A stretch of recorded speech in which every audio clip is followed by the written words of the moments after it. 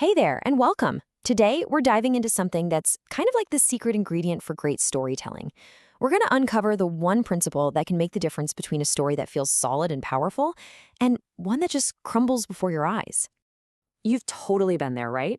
You're hooked on a story, a book, a movie, whatever. It's amazing, the characters are fantastic, and then boom, something just feels off. The whole thing starts to wobble and lose its way. It's so frustrating as a reader or a viewer, but for a writer, it can be absolutely maddening.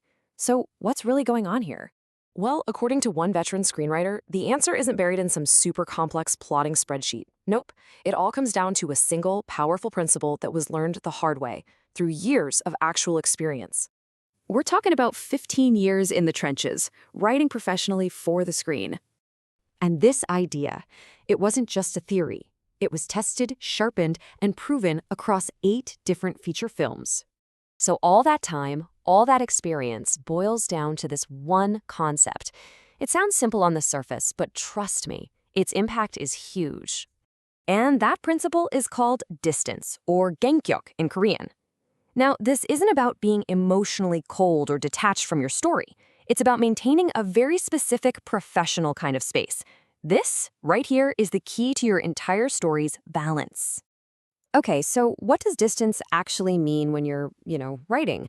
It's a bit more nuanced than you might think, and it really works on 2 totally different but equally important levels. This quote absolutely nails it. A writer is juggling 2 kinds of distance at the same time. And if you mess up either one, if that space gets disturbed, the whole narrative is at risk of falling apart. So the first type of distance is the one we all think about, right? It's the space between characters, their conflicts, their friendships, all that good stuff. That's just basic storytelling. But the second type, this is the real game changer. It's the distance between you, the writer, and your characters. And this isn't about plot. It's about having a fundamental respect for the people you've created. It all starts with mutual respect and trust. You have to trust your characters to act like themselves, not just be puppets that you move around to serve the plot. You've got to think of it like a partnership, not a dictatorship. And listen, this isn't just for your main hero and villain. This idea of maintaining an organic distance applies to every single character, even the guy who just has one line. Every person has a role to play in the story's ecosystem, and you have to give them the space and respect to play it right. So you're at a crossroads here. Getting this right leads to one outcome, and getting it wrong leads to a totally different one. The stakes for your story really could not be higher. When you get that distance right, it's like magic.